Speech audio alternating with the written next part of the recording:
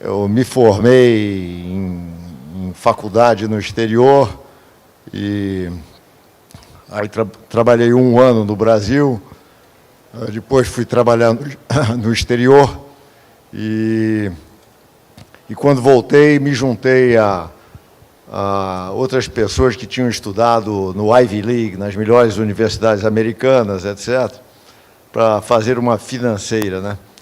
E trabalhei lá uns 3 ou 4 anos e nós falimos.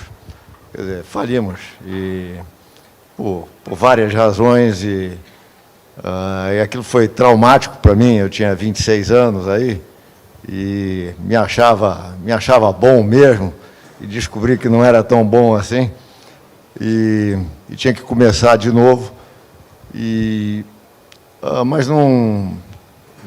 eu tinha algumas ofertas de empregos em empresas grandes, mas eu preferi ficar no mercado financeiro mesmo e tocar um negócio menor, onde eu tinha mais liberdade de atuação e talvez mais possibilidade de crescimento rápido, né?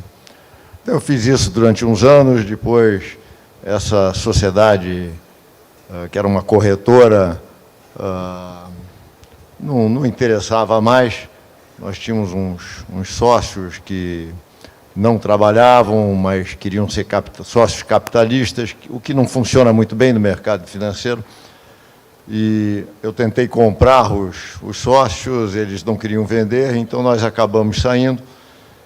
E aí, em 71, acho que começou a verdadeira história, quer dizer, 10 anos depois que eu tinha me formado, começou a verdadeira história e as coisas começaram a acontecer. Durante 10 anos, fali uma vez, patinei um pouco, e aí, depois que começou a engrenar, comprei uma carta patente de banco de investimento, e o Marcel veio logo no início, veio 6 meses depois que nós estávamos começando, foi contratado como todo mundo era contratado naquela época, era liquidante, né? Tinha que entregar títulos, tinha que ir para o balé do asfalto, como nós chamávamos.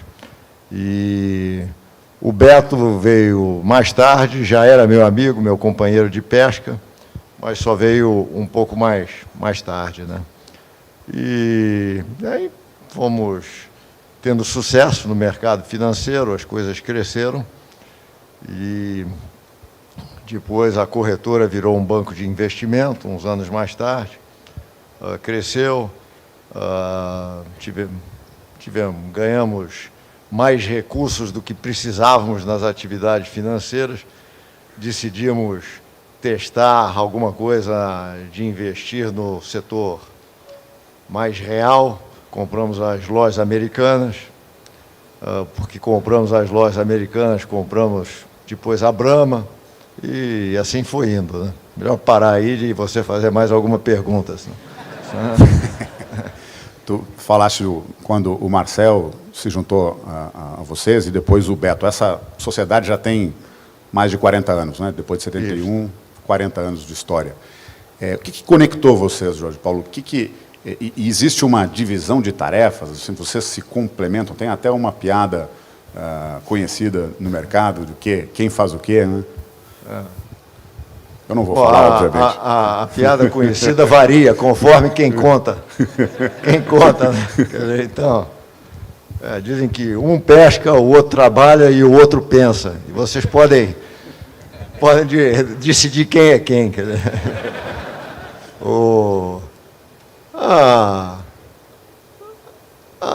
Nós descobrimos cedo, no Partnership Garantia, que você tem que ter pessoas diferentes. Quer dizer, não pode ser todo mundo igual. Tem pessoas diferentes, tem habilidades diferentes, e você tem que tentar atrair essas pessoas. Tem pessoas que são ótimas de retaguarda, tem outros que são ótimos na área de vendas. Então, nós estávamos acostumados a ter pessoas com características diferentes. O Marcel, o Beto e eu temos características diferentes, mas temos princípios básicos similares, não é? Acreditamos em meritocracia, acreditamos em em atrair o melhor talento possível, como o André falou. Acreditamos em ter os custos mais baixos possíveis, porque é o único elemento de um negócio que você realmente consegue controlar. E, basicamente, achamos que temos que encontrar sempre pessoas melhores do que nós. Então, temos aí um bando de gente que trabalha conosco, que, francamente, são melhores do que nós hoje em dia. E assim foi indo. E sempre nós tivemos sócios dos tipos mais variados, religiões diferentes, cores diferentes, origens diferentes, mas sempre dando muita ênfase em que todo mundo seja ético. Quer dizer, pode ser qualquer coisa, mas tem que ser ético. Quer dizer, então, nunca aceitamos nada ou pessoas que não fossem éticas nas nossas organizações. E foi crescendo, sempre tentando administrar isso com simplicidade, objetividade, né? Nada é muito enrolado nas nossas coisas, muita comunicação sempre, todo mundo em espaço aberto, como o André falou também, e foi indo, foi crescendo e estamos aí, 40 anos depois, nos damos super bem. Cada um tem suas habilidades, cada um aceita as habilidades do outro, e os nossos sonhos grandes sempre foram bastante similares, e estamos aí. Estamos onde estamos e cheio de sonho grande ainda, então vamos tentar continuar, né? Ótimo. O Marcel esteve com a gente aqui na abertura e o Beto não pôde vir, mas eu sei que ele não foi pescar. Ele me ligou, tinha um outro compromisso. Bom, falaste de vários princípios que vocês comungam, de valores. Outro dia, o Falcone me disse, a gente estava comentando sobre um caso de corrupção que foi noticiado na imprensa e uma das pessoas envolvidas eu conhecia. Aquilo me chocou. E o Falcone disse exatamente o seguinte sobre ética e sobre valores. Ele disse, pô, Matheus, todo dia, toda hora a gente toma decisões que nos direcionam a vida e essas decisões são invariavelmente baseadas nos valores que a gente traz de casa ou que a gente constrói nas empresas. Então, isso é a coisa mais importante que a gente tem que cuidar, a coisa mais preciosa que tu pode passar para os teus filhos. Tu falaste de alguns. Quais outros princípios que te guiaram na vida, Jorge? Na vida e que depois foram transpostos para os negócios? Não, eu acho que, em primeiro lugar, você tem que estar construindo alguma coisa. Você tem que estar fazendo alguma coisa que vai contribuir para a sociedade. Então,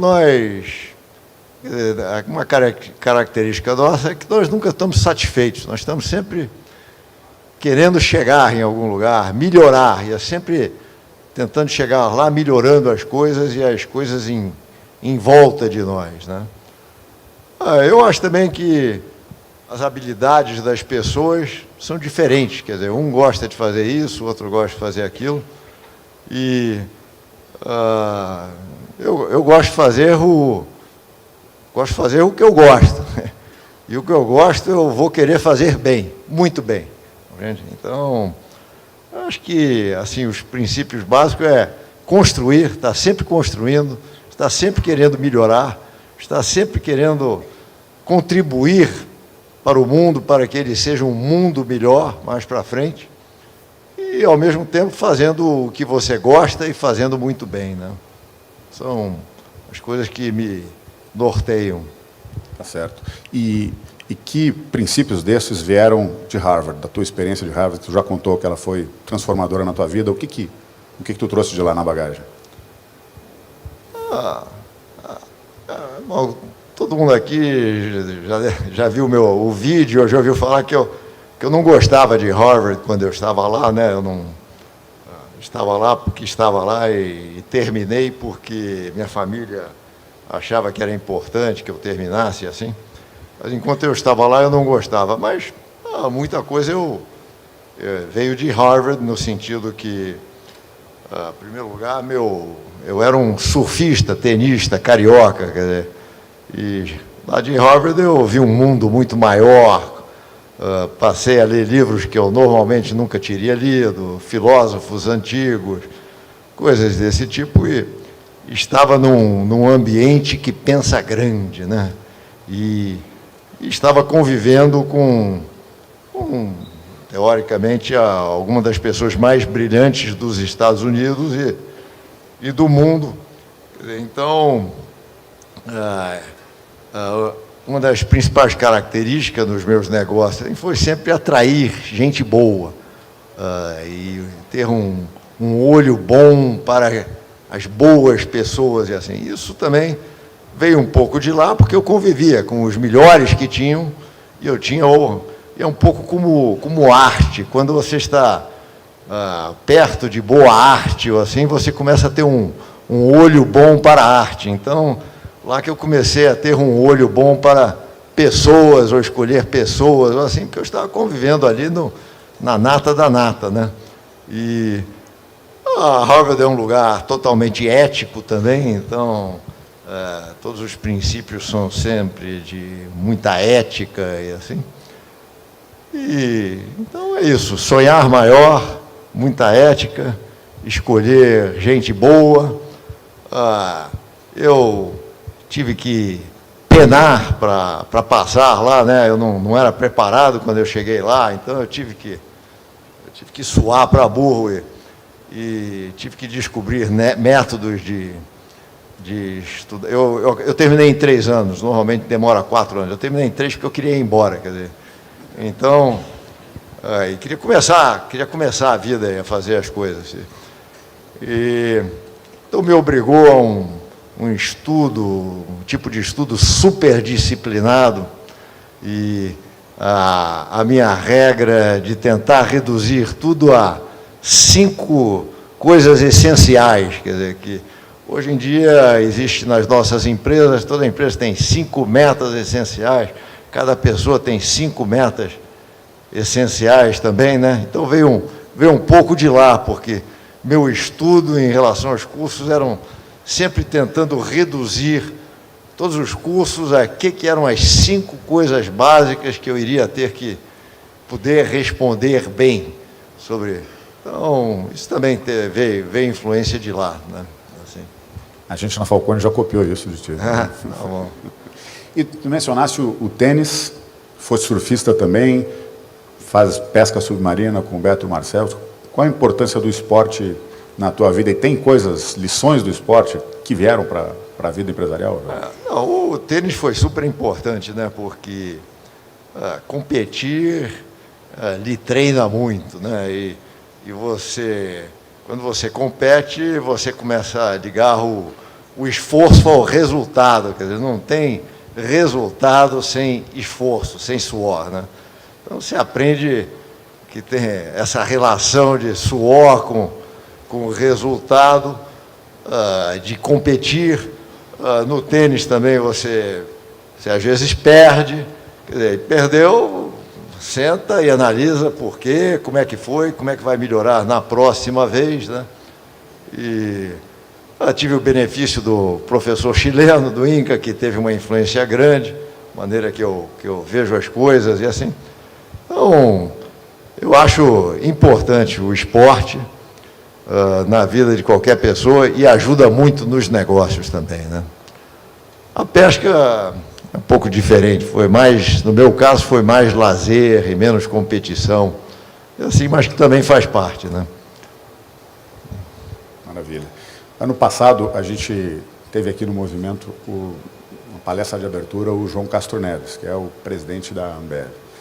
E ele fez assim, uma palestra assim, brilhante, muito também por conta do momento que a gente está passando aqui de transformação. Ele contou a história da Ambev, a história da Brahma, que é uma história formidável, como tu já disseste, feita dessa obsessão por gente talentosa, gente muito boa, uma cultura muito forte de ownership, de dono, né? E um sonho grande que todos compartilham. Compartilhar os valores entre 3 sócios já é raro, mas é mais fácil, né? Agora, o Marcel disse hoje que na Ambev são 30 mil pessoas aqui no Brasil, 120 mil pessoas no mundo. Como é que faz para garantir que 30 mil pessoas ou 120 mil pessoas compartilhem os mesmos valores e compartilhem do mesmo sonho grande.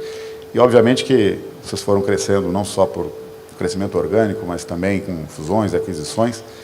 Leva tempo para fazer isso, né? Quanto tempo leva para construir uma cultura como essa, fazer com que todo mundo ande na mesma direção?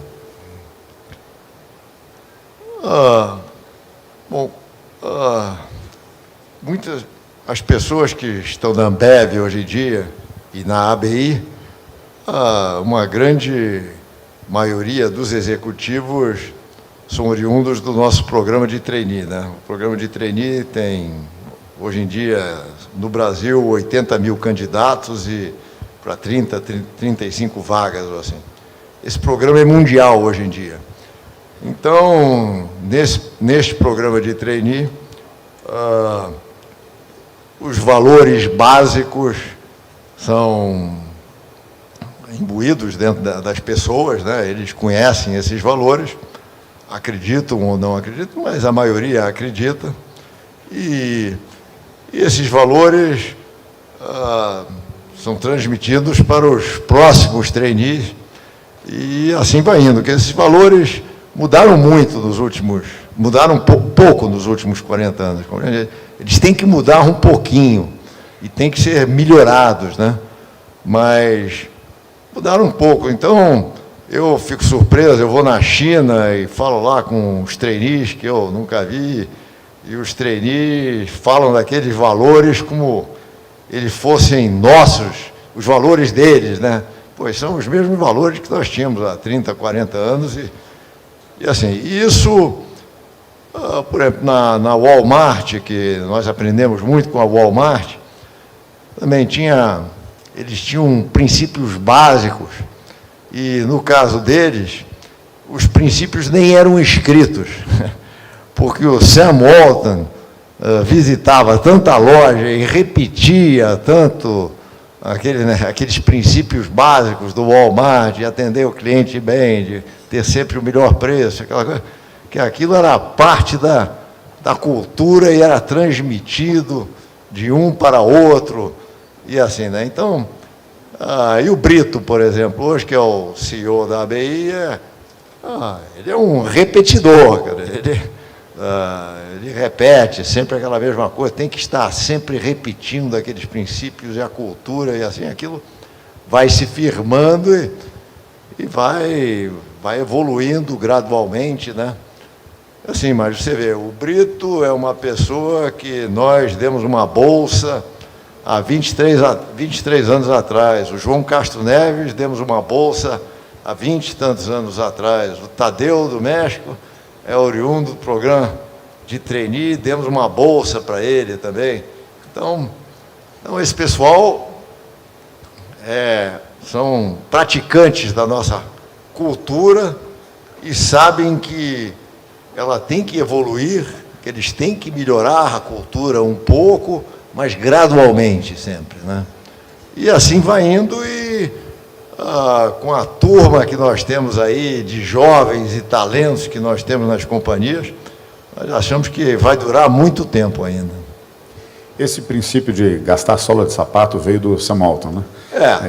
Sam Walton era conhecido para management by walking around, né? Quer dizer, então ele, quando nós íamos visitar ele, tínhamos que visitar 10 lojas por dia, quer dizer, no final não aguentava mais visitar a loja, mas ele gostava de visitar a loja e era a maneira dele de saber o que estava acontecendo, era a maneira dele de difundir cultura, e então era o método dele, né? E nessa época, quem mais foi fonte de inspiração, assim, que deu para copiar coisas que fazem parte da cultura de vocês hoje? A primeira fonte de inspiração foi a Goldman Sachs, porque nós éramos do mercado financeiro. A Goldman não era a potência que se tornou depois, mas já era um lugar especial. Então, eu diria que o nosso sistema de procurar talentos, de desenvolver o programa de trainee, veio da Goldman. E a Goldman era um partnership naquela época, um partnership verdadeiro.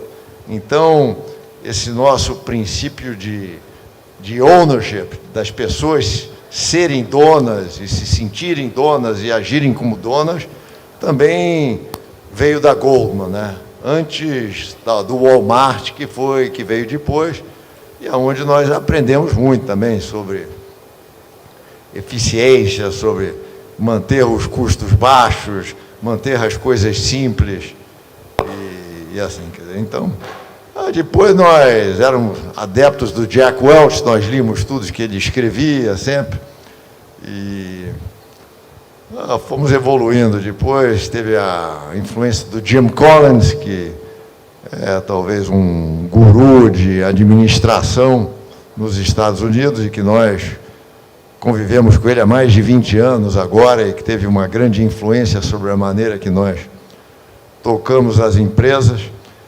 Então, nossa cultura, a originalidade é de ter misturado uma porção de coisa boa que nós vimos em vários lugares e ter aprimorado elas, e resultou nessa nossa cultura que tem funcionado, né? Nós estamos sempre olhando o que tem de bom, e copiar não é pecado, copiar é muito mais prático do que inventar a roda, né? Copiar o que deu certo, às vezes traz mais valor, né? Eu acho que o André abordou um pouco que esse conceito de partnership depende de uma meritocracia verdadeira, né? E que também, para fazer meritocracia, tem que ter um bom sistema de incentivos. É evidente que só o incentivo financeiro não é suficiente. Pegar as empresas de vocês, muita gente já está muito bem financeiramente há muito tempo e não está lá pelo dinheiro, está lá movido por outra coisa. Como é que se consegue isso, Jorge Paulo? Gente boa é automotivável, não precisa ter nenhum outro fator? Não, eu acho que as pessoas gostam de participar de um sonho maior, todo mundo gosta de participar, as pessoas gostam de jogar num time, quer dizer, é prazeroso você estar fazendo a coisa junto com outras pessoas, é prazeroso você ser reconhecido pelas pessoas em volta de você, né?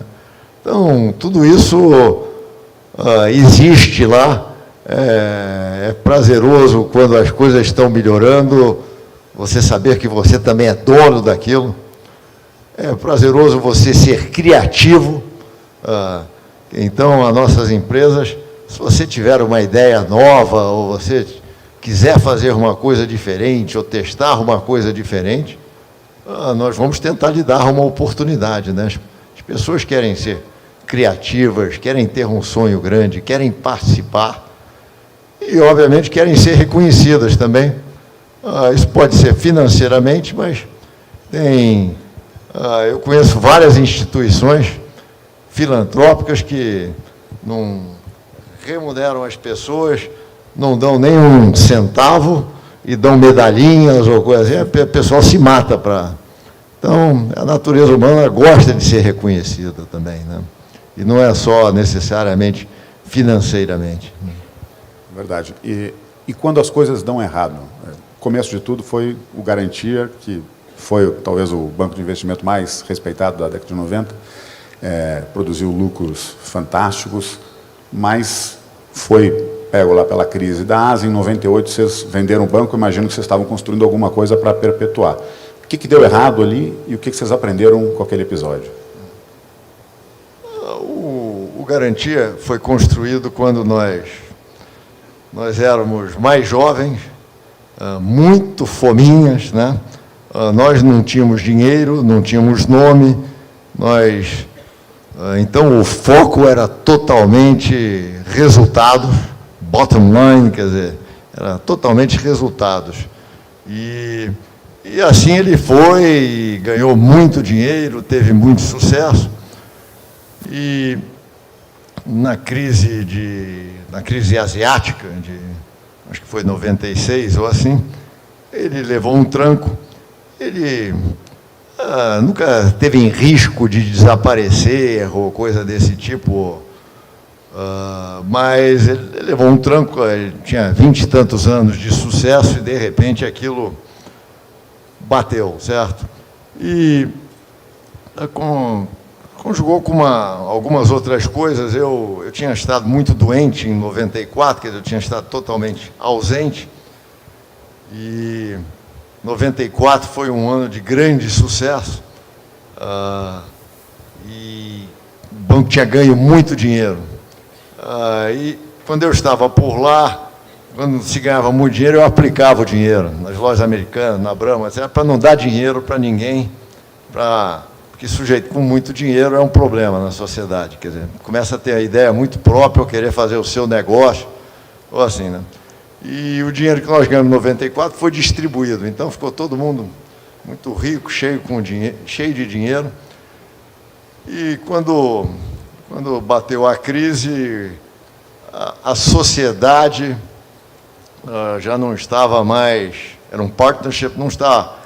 Tinha um bando de pessoas acostumado com os lucros de curto prazo, que estavam interessados em lucros de curto prazo, e tinha poucos construtores de um sonho maior a longo prazo, e assim, né? Então, a melhor solução para todo mundo, naquele momento, o garantia para continuar naquele momento teria que ser transformado, teria que ser outra coisa, diferente.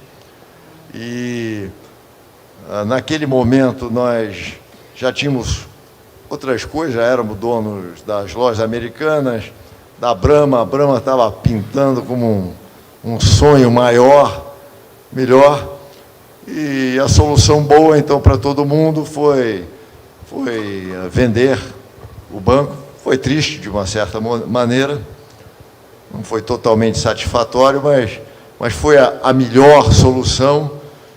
E o que nós aprendemos, basicamente, é que você, para fazer alguma coisa duradoura, você tem que estar sempre construindo para o longo prazo e pensando em coisas que vão dar resultado no longo prazo e não simplesmente no próximo semestre ou no próximo ano, como até certo ponto era o garantia, né?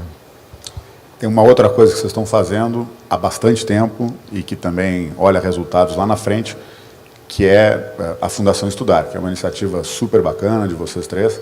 Tem mais de 20 anos de história, nossos amigos da Fundação estão aqui hoje. A Falcone tem também a honra de, junto com o BTG e com a Ambev, ser um apoiador da Fundação Estudar. Conta pra gente como é que começou a história da Fundação. Tu já mais ou menos dissesse que o bolsista 01 foi o João Castro Neves, mas antes dele teve a bolsa pro Brito. Começou que eu dava bolsas, quer dizer, então o pessoal aparecia lá no escritório, como o Brito apareceu, e eu ia dando bolsas, e aí eu devo ter dado assim umas 500 bolsas e não tinha mais nem noção de para quem eu tinha dado, e dava para tudo quanto é coisa, psicologia, arquitetura, né? E ajudando pessoas mais jovens eu ia ajudando. E aí decidi que era hora de formalizar aquilo um pouco melhor, e aí o Beto e o Marcel se juntaram a mim, né, e organizamos a Fundação Estudar. O objetivo inicial era ajudar pessoas que queriam estudar, especialmente estudar no exterior, que naquela época era mais difícil de se obter os recursos para estudar no exterior. Hoje em dia, se você é aceito numa boa faculdade, o dinheiro pinta. Naquela época não era assim, então E era ajudar as pessoas a estudar lá fora. E depois mudamos isso para ajudar as pessoas a estudarem aqui. E aí começaram a voltar os bolsistas, e aí nós começamos a fazer um network desses bolsistas, e vimos que, tanto quanto o benefício de poderem estudar, ou o apoio financeiro, eles tiravam grande proveito desse network dos bolsistas. Então, tínhamos eventos em comum, onde eles se conheciam, trocavam figurinhas, um contratava o outro, um ajudava o outro, né? E essa parte de networking ficou bastante importante, como é hoje em dia. Tem quase 1000 bolsistas por aí, temos reuniões anuais, tem vários eventos, quer dizer, o Matheus é um dos bolsistas. Quer dizer, o Matheus foi um dos primeiros bolsistas que nós primeiro só dávamos bolsas para gente que ia estudar economia, ou engenharia, ou business school, ou coisas desse tipo, né? E o Matheus era um pouco diferente, ele já vinha do setor público, tinha um viés para o setor público, e acho que foi um dos primeiros que nós demos bolsa que veio do setor público, porque até então nós queríamos procurar em gente que ia empreender, fazer negócio, etc. E aí decidimos que, para melhorar o Brasil, precisávamos ajudar pessoas que queriam, eventualmente, voltar para o setor público ou terem uma participação no governo. E assim, então, o Matheus foi um dos primeiros. Quer dizer, mas nosso negócio é ajudar quem é bom, compreende? Nós sabíamos que o Matheus era bom, então... E o Matheus realmente voltou e passou aí uma época no setor público, etc., e agora está aí ajudando a construir o Brasil na Falcone, né? Quer dizer, mas então, ultimamente nós temos dado mais bolsa, não só para o pessoal que vai estudar economia ou negócios ou assim, nós abrimos o leque um pouco, e aí, ultimamente, o que nós então temos 800 e tantos ex-bolsistas, enviamos 35, 40 pessoas por ano para estudar, são alguns dos melhores do Brasil, melhores talentos do Brasil, mas achamos que isso atinge poucas pessoas, quer dizer. Então, estamos tentando ter um efeito maior, como nós temos quase 10 mil candidatos por ano e só 35 vão para a boa, vamos fazer alguma coisa para esses 9 mil que não são escolhidos poderem participar também de alguma maneira do que essas pessoas da Fundação estão aprendendo ou aprenderam lá fora. E isso com o mundo digital é mais fácil hoje em dia, então estamos tentando atingir essas pessoas também. Então, me pediram para fazer uma palestra anteontem e tinha não sei quantas pessoas assistindo via internet. Mais de 1000. Hein? Mais de 1000. Não sei. E estamos fazendo essas palestras, vem o Luciano Coutinho, vem outras pessoas, e tentando transmitir para jovens do país essa nossa cultura de eficiência, de racionalidade, de tocar as coisas para frente, de construir, de performar melhor. E é isso que a Fundação é um centro de tornar as pessoas, para elas poderem ajudar as pessoas para que elas possam voar mais alto e possam contribuir mais para o país, né? É isso. Com essa iniciativa, que eu acho que está super bem encaminhada, estou vendo o nosso pessoal super animado com as coisas que eles estão fazendo, o Rodrigo, o Fábio, o Renato, o Thiago. Daqui a outros 20 anos, quando a gente for olhar para trás, para a Fundação, assim, o que dá para esperar? Vamos fazer um presidente da República? Bom, a Fundação, como as outras coisas nossas, quer dizer, eu tenho 74 anos, os meus sócios têm 60 e tantos, quer dizer, nós estamos construindo alguma coisa que vai ser duradoura. Então, hoje em dia, a Fundação é tocada por ex-bolsistas que fazem parte de um conselho executivo, que tentam atrair pessoas jovens para tocar a Fundação no dia a dia. O conselho, que era o Beto, Marcel e eu mandando, foi expandido para que tenha mais gente pronta para tocar aquele negócio para frente, né? Eu espero que a Fundação seja um lugar de referência daqui a 20 anos, que as pessoas digam, eu participei lá da Fundação Estudar, eu fui bolsista, e que as pessoas de maior destaque no país, seja do governo ou nas empresas, tenham, de alguma maneira, passado perto da Fundação e hoje estejam contribuindo para a Fundação. É isso que eu espero, né? Que ela realmente crie uma cultura de melhoria para o país, de eficiência e de pessoas mais preparadas para tocar o país. Eu acredito muito nisso também. Tem uma outra contribuição tua, que é a Fundação Lehman, que investe bastante em educação, que tenta melhorar a qualidade da educação pública. A Lehman, acho que já tem uma série de iniciativas, numa determinada escala, que assim, super bem-sucedidas e que podem ser transformadoras. Tem uma série de outras fundações que também se dedicam ao tema da educação, mas que também têm uma escala mais limitada.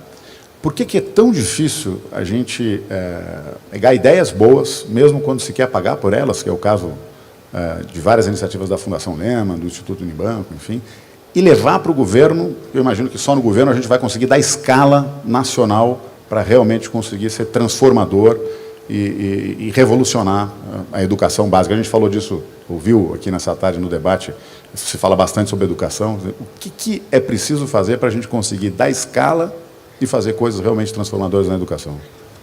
Bom, eu tô contando com a Falcone para revolucionar o setor público, né? Tornar o setor público muito mais racional, muito mais eficiente, e para que isso aconteça. Quer dizer, o setor público brasileiro não é meritocrático, as decisões não são muitas vezes são políticas, não são racionais. O Jorge Gerdau tem dito regularmente, temos 38 ministros, ou sei lá quantos, não é uma... Então você esbarra sempre nessa falta de eficiência, essa eficiência que até certo ponto ocorreu nesses últimos anos no setor privado, né? Quer dizer, as empresas brasileiras são eficientes, são boas, estão funcionando bem, né? Mas isso está chegando lá, tem muita gente boa indo para o setor público agora. A Fundação Lehman mesmo, nós já temos 150 bolsistas das melhores faculdades no exterior, de Harvard e Yale e assim, que são pessoas que querem voltar para o setor público. Quer dizer, nós lá nos concentramos em pessoas que querem voltar para o setor público.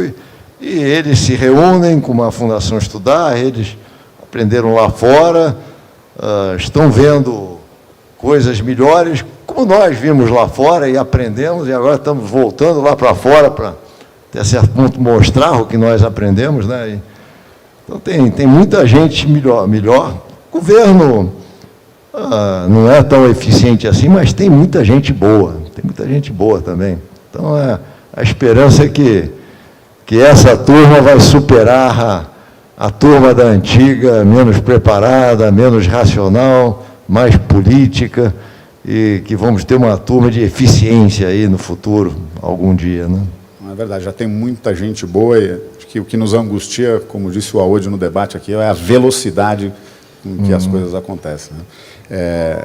Esse ano a gente contratou 3 americanos, 2 deles Lehman Fellows. Mas eles vão também atuar no setor público através da Falcone. Tá bom, ótimo.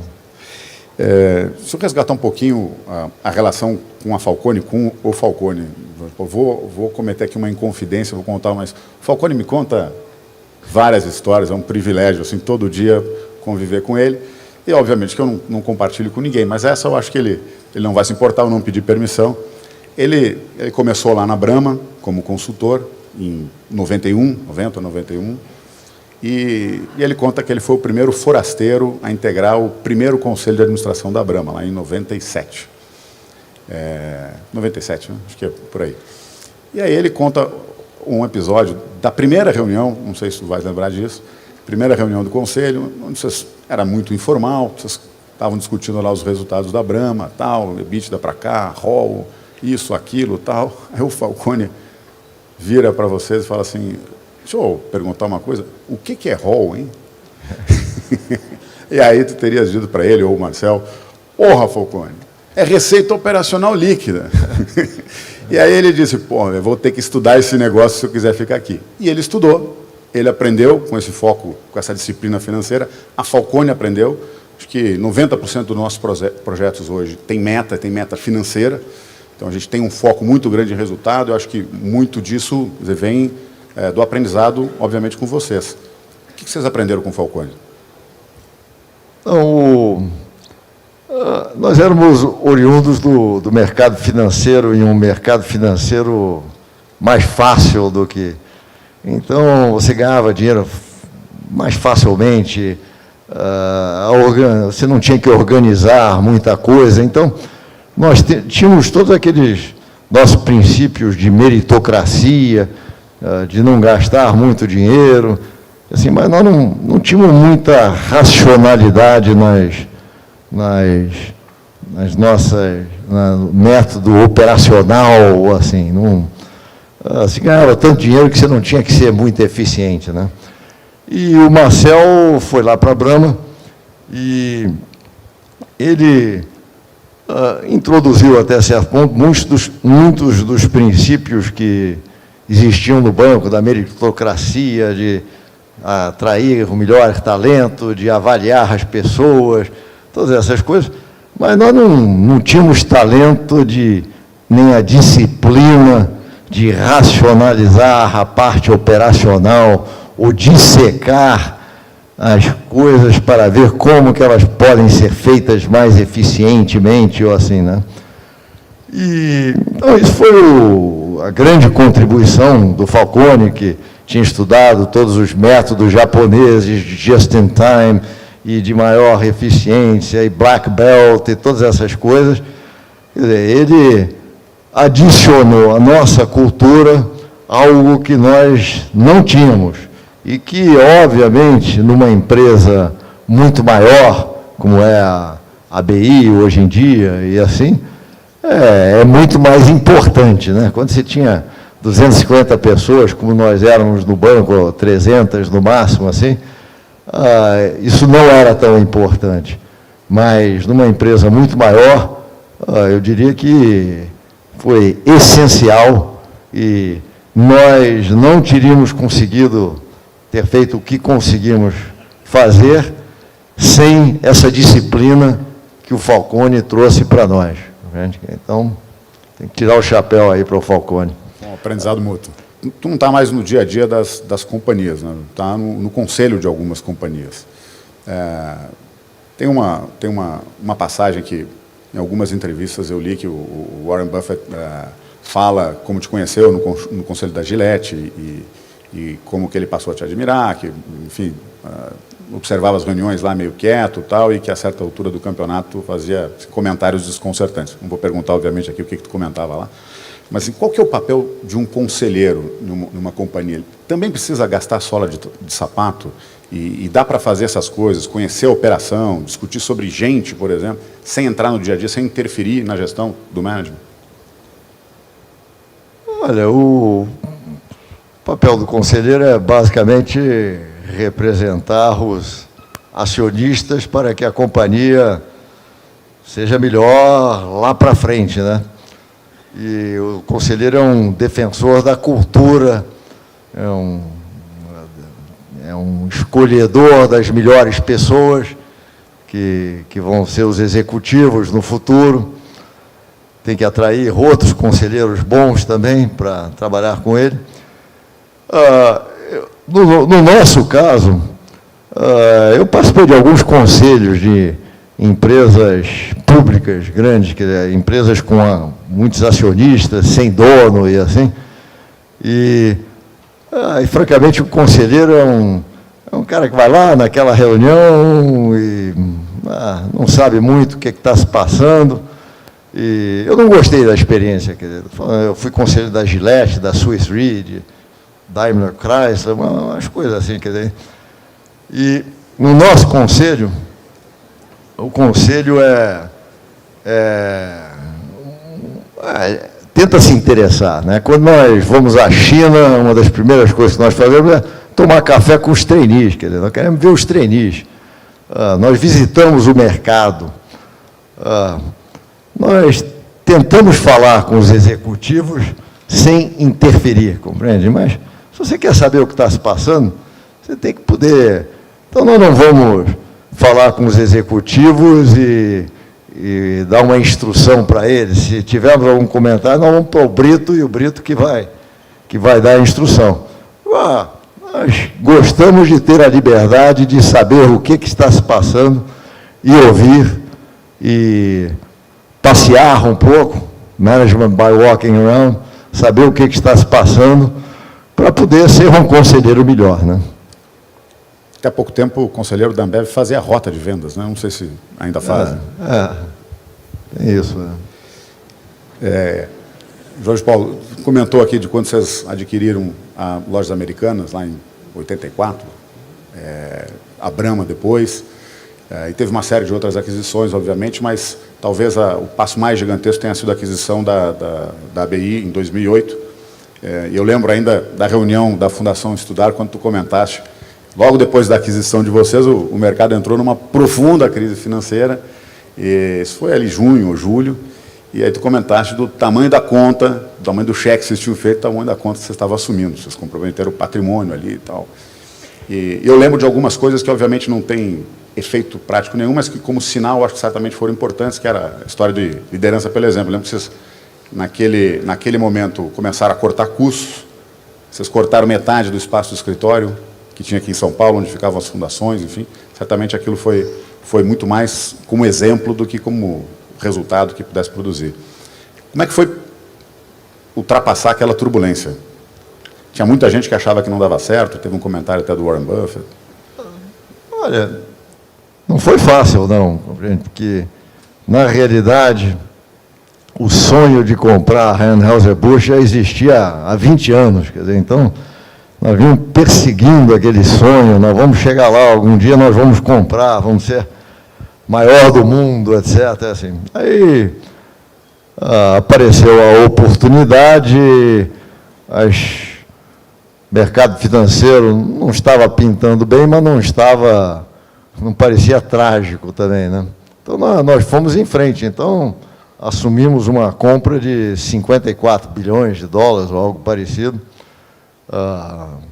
totalmente através de a maior parte, a maior parte se endividando, e depois veio a crise financeira que, na realidade, quando nós tínhamos que pagar, nós nem sabíamos se os bancos que tinham prometido nos dar o financiamento estariam lá ainda. Então, não foi um momento fácil, mas conseguimos ultrapassar, né? E, na realidade, o que parecia que era um problema se tornou favorável, porque, diante da crise financeira, os juros baixaram enormemente. Então, nós tínhamos feito uma compra de um ativo que rendia bem, que dava para melhorar o seu rendimento, e com juros baixíssimos, juros históricos muito baixos, né? Então, o que foi um transtorno enorme, um pavor quase durante um ano, assim, se transformou num grande negócio, né? Porque nós compramos um negócio, se endividando em 50 e tantos bilhões, mas a juros baixos, e um negócio que nós conseguimos quase que dobrar a rentabilidade logo após o primeiro e segundo ano, assim, né? Então... E depois da BI ainda teve BK, agora Heinz. Vamos fazer minha última pergunta antes de abrir para as perguntas da plateia. Não podia deixar de perguntar qual que é o próximo passo, qual que é o próximo sonho grande. Tem muita gente que fala de um gigante de refrigerantes a caminho. Então... Não, no momento, nós estamos digerindo a Heinz, né? A Heinz em si. Se nós tivermos sucesso em botar ela num rumo mais eficiente, de maior retorno, ela se torna uma plataforma espetacular de expansão, porque o que tem nesse ramo de comida, para você acoplar outras coisas e assim, é relativamente fácil. Então, a Heinz em si pode ser um sonho muito grande, mas nós estamos ainda na fase de digerir ela, de tornar ela mais eficiente. Estamos lá há poucos meses, né? E está indo bem. E depois tem um sonho grande ali também. Ela pode ficar muito maior do que está. E nós temos uns sonhos maiores também, mas isso não dá para falar. Eu sabia. Obrigado, Jorge Paulo. Vamos abrir para perguntas, então, da plateia.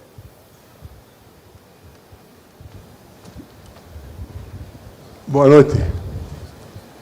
Jorge, boa noite. 2 perguntas. Sempre você, Eli. Sempre eu. Eu estou lendo o livro Destronando o Rei, que diz como que vocês compraram a empresa. Me lembro de 2008, foi um ano muito difícil a nível financeiro. Que coragem vocês tiveram para fazer acontecer? Não é tão óbvio. Então, quero que vocês me digam o que vocês sentiram. Ponto 2. Uma vez estava falando com o Beto Sucupira, perguntei, que mensagem você me dá, se fosse uma única mensagem? Ele me falou, não perca a autoestima. Que mensagem você daria? Que mensagem você daria? Olha, eu acho que nós, no caso da AB, nós exageramos a dose um pouco, em termos do risco que nós tomamos, mas nós vimos há 20 anos perseguindo aquilo, quer dizer, então nós queríamos comprar aquilo, quer dizer, era uma questão de honra para nós. E realmente não previmos que o mercado financeiro ia ficar tão difícil quanto ele ficou, né? Risco faz parte da vida, você tem que tomar risco, né? E nós já tínhamos arriscado, antes nós tínhamos arriscado na compra das lojas americanas, um setor que nós não entendíamos absolutamente nada. Depois nós compramos a Brahma, que era um negócio muito grande, e tivemos sucesso com aquilo. Então nós já tínhamos tomado algum risco e nós achávamos que o risco da Anheuser-Busch era um risco que era uma continuação daquilo que nós já vimos praticando. Mas jamais imaginávamos que o mercado financeiro ia ficar tão ruim quanto ficou, né? Mas aí já estávamos ali, não tinha como pedalar para trás, a solução era rodar para frente mesmo, né? Fazer o melhor possível e sobreviver e transformar aquilo que era um momento extremamente difícil em algo muito bom logo depois, né? É isso, quer dizer, então a mensagem tem que se tomar alguns riscos na vida, o melhor é ir praticando os riscos pouco a pouco. Aquele foi um pouco maior, talvez, do que deveríamos ter feito, mas graças a Deus sobrevivemos e estamos aí. Agora, se fosse para tomar um risco daquele tamanho novamente, talvez pensaríamos melhor e analisaríamos um pouco melhor as circunstâncias gerais do mercado, né? Agora, na vida tem que ter um pouco de sorte também, né? Então, acho que tivemos ali, a sorte nos favoreceu um pouco também. Diz o meu guru, de Jim Collins, que a sorte existe nos negócios, mas que, em geral, ela sorri para quem está pronto para tentar arriscar um pouco e assim, que a sorte passa pela frente de todo mundo. Alguns agarram, outros não agarram. Nós agarramos e tivemos sorte. Obrigado. A sorte não vem sem competência. Olá, meu nome é Renata. Eu tenho uma pergunta aqui para pequenos empresários, empreendedores. Você comenta nas palestras e tal que para atingir um grande sonho, você tem que pensar em metas duradouras e a longo prazo. O que seria um longo prazo para empresa pequena ou um executivo iniciando carreira? Essa é uma pergunta. Olha, eu acho que tem negócios. Em primeiro lugar, tem negócios pequenos que você sabe que vão ser pequenos sempre. E tem negócios pequenos que têm a possibilidade de virarem negócios grandes. Então, eu, se fosse um pequeno empresário, eu escolheria um pequeno negócio, mas que tem o potencial de virar um negócio grande, né? Quer dizer, eu sempre pensei que em entrar em coisas que dá para ficarem muito maiores. Então, isso seria uma primeira coisa. Quando o negócio é pequeno, você tem que sobreviver próximo ano, os próximos 2 anos. Na medida que ele vai ficando maior, você tem que planejar ou pensar em termos como é que esse negócio vai sobreviver 5 ou 10 anos, ou o que ele vai precisar para ser um grande negócio em 5 ou 10 anos, né? Acho que um dos erros, como eu falei, o Garantia passou a ser um negócio relativamente grande, mas por causa do seu nascimento e como ele foi crescendo assim, ele basicamente pensava 1 ano para frente, no máximo 2 anos para frente, quando ele já deveria estar pensando 10 anos para frente, como o André, por exemplo, está pensando hoje em dia, e assim, nós não pensávamos naquela época, né? Então, eu acho que tem que escolher um negócio que pode crescer, e no início você pode pensar mais curto, e depois tem que começar a estender um pouco mais o tempo que você está prevendo para o negócio. Porque você sempre fala em persistência, né?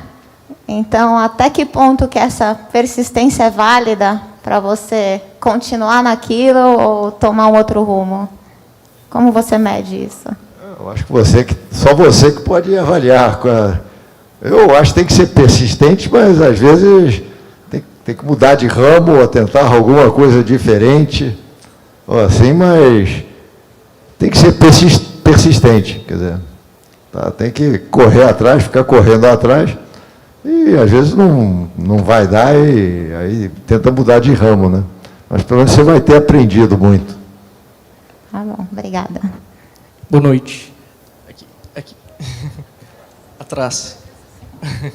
Boa noite, sou Henrique Quintana, consultor da Falcone. Recentemente eu assisti uma palestra sua à Fundação Estudar, e lá você comentou que seu pai foi um empreendedor, um empresário, porém não muito bem sucedido. E hoje o senhor é um dos maiores empresários do mundo, referência para todos. A minha pergunta é, o que o senhor fez de diferente?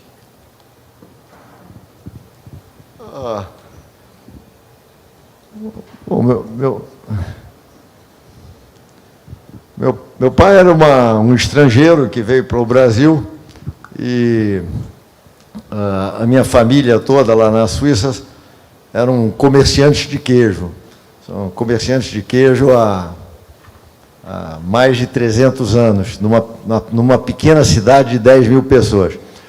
E meu pai veio desse ambiente, de ser um comerciante de queijo, de uma cidade, na Suíça, que é pequeno, e vindo de uma cidade pequena. Quer dizer, então, ele chegou aqui e tentou montar um negócio de laticínios e de queijos e coisas assim, porque era o que ele conhecia, e, obviamente, ele pensava relativamente pequeno, né? E ficou ali, naquele negocinho muito pequenininho, e assim. Eu tive como eu contei, você ouviu lá, quer dizer, eu tinha um avô suíço também, esse era comerciante de cacau, na Bahia. E esse, por lidar num mercado internacional e assim, já pensava maior, era o pai da minha mãe, né? E então minha mãe era filha de um comerciante de cacau na Bahia, mas que teve a oportunidade de estudar lá fora, de ser mais ambiciosa em termos grandes ou assim. E ela que me tirou, vamos dizer, de ser um surfista, tenista, no Carioca, né, que adorava o arpoador, adorava a praia, assim, pô, e de repente me vi lá em Harvard, que eu não era nada confortável para mim, mas... E ela que insistiu que eu ficasse lá, que eu terminasse e que me abriu meus olhos para um mundo maior. E, assim. E minha mãe, que era muito ambiciosa, que sempre me incentivava a fazer coisas maiores e correr risco e esse tipo de coisa. Então meu pai não veio de um ambiente pequeno e ficou num ambientinho pequeno. Eu tive a oportunidade de ver um ambiente maior e tive a oportunidade de ter uma mãe ali que pensava grande, queria que eu fizesse alguma coisa grande, assim, né? Acho que foi essa a diferença. Boa noite, Jorge Paulo. Viviane Martins, da Falcone. Na minha trajetória na Falcone, eu tive a oportunidade de passar por diversas empresas onde o 3G está. E percebo claramente liderança admirável em diversos níveis organizacionais, não só no primeiro, segundo nível. Minha pergunta seria, como construir de verdade uma fábrica de líderes, que permite vocês, inclusive, alcançarem sonhos mundiais agora, né? Bom, eu não respondi a pergunta do Matheus, de quanto tempo demora, agora que eu estou me lembrando. Mas eu diria que esse processo de construir líderes e uma cultura não acontece do dia para a noite, não. Acontece, assim, demora mais de 10 anos. Demora mais de 10 anos até que aqueles seus primeiros trainees comecem a fazer as coisas essenciais, até que você tenha gente que já passou por muita coisa, que está treinando os trainees novos, até que você tenha... até que aquela cultura se firmou entre um grupo de pessoas. Então, o que você viu nessas diversas empresas isso é oriundo dos programas de trainee, que incute os mesmos princípios nas pessoas, que escolhe os melhores, que passam por vários testes antes de irem para frente, que debatem com outros sócios como que a cultura pode ser melhorada e assim. E aí, como eu disse, nós estamos sempre tentando escolher gente melhor do que nós. É a obrigação de todo mundo na nossa cultura escolher gente melhor do que ele. Ninguém é promovido na nossa organização se ele não tiver alguém tão bom quanto ele para substituí-lo. Bom, isso vai gerando mais gente boa, né? Quando nós fizemos a associação com os belgas e criamos a Ambev, nós mandamos 80 brasileiros para lá. Quer dizer, a Ambev tinha 80 brasileiros para exportar para lá, né? Quer dizer, tudo gente que veio desses programas todos nossos de formação, de treinamento e assim, pensando mais ou menos igual, conhecendo as nossas ferramentas e assim. E depois, quando compramos a Anheuser-Busch, também tínhamos um exército de gente para mandar para lá para introduzir os nossos métodos e assim. Então, isso que você viu nas empresas, esse pessoal todo que vem sendo treinado há mais de 10 anos e que estão ainda lá, alguns saem, espero que seja bom para o Brasil, porque a gente bem treinada. Eu tenho um amigo que só contrata ex-Ambev, quer dizer, ele fica aí no mercado só olhando, saiu alguém da Ambev, ele quer contratar, quer dizer, já deve ter uns 6 lá, quer dizer. Então, ótimo, está melhorando o país, compreende? Vai melhorar a empresa dele, está melhorando o país, mas é isso. E como o André falou, pois não é fácil de falar, é fácil todo mundo dizer que vai fazer. Agora, você criar essa cultura, você andar visitando o trainee o tempo todo, você está policiando a cultura, você está vendo que ela é eficiente, você está vendo que as pessoas são realmente avaliadas meritocraticamente, assim, isso demanda um esforço grande e tem que tem que acreditar e você tem que ser sempre razoável e justo, porque se você não for justo na maneira que você avalia as pessoas, ou assim, a cultura não cola, quer dizer, não adianta enrolar, tem que ser correto, falou isso, faz isso, e tem que estar sempre dando bom exemplo, né? E aí é que você forma uma cultura que pode ter efeito em 140 mil pessoas, que é a ABI hoje em dia, e assim, e que vai ser duradoura. Ela vai ser duradoura porque tem muita gente lá que acredita que vai levar para frente. Como tem no Walmart também. Até hoje o Sam não está lá há 20 anos, mas a cultura é muito forte e é muito duradoura, né? Agora, demora tempo e tem que estar o tempo todo trabalhando e se esforçando.